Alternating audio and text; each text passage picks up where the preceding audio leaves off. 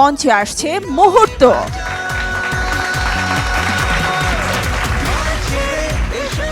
মুহূর্ত, কেমন আছো? জি আপু, ভালো। আপনি? আমি তো ভালো আছি, তোমাকে দেখে ভালো লাগছে। তো আমরা গান শুনবো এবারে। কোন গানটি করছো? শ্রদ্ধেয় কনক চাপা ম্যামের গাওয়া তুমি আমার এমনই একজন, এই গানটি করছি। খুবই সুন্দর এবং জনপ্রিয় একটি গান, এবং আমাদের সকলের প্রিয় শ্রদ্ধেয় আহমেদ ইমতিয়াজ বুলবুল স্যারের কথা এবং সুরের গান। অনেক অনেক শুভকামনা রইল তোমার জন্য। ধন্যবাদ।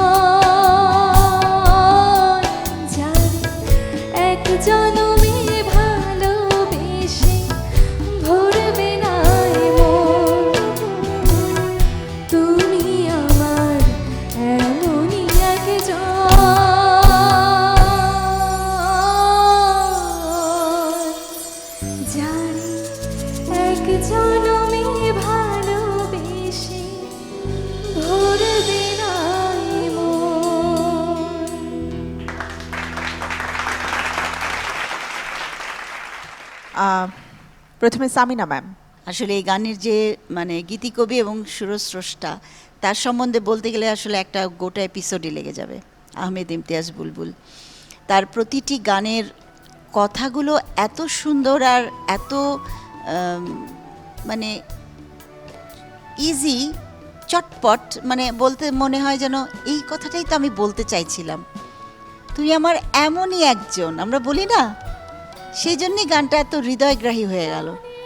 হ্যাঁ, লাগে যতক্ষণ, এই ক্ষণ যে একটা সেকেন্ডেরও কম, সেইটা উনি সুরে এত সুন্দর করে, যতক্ষণ টাং, আবার মিউজিকটা একটা ওরকম দিয়েছে।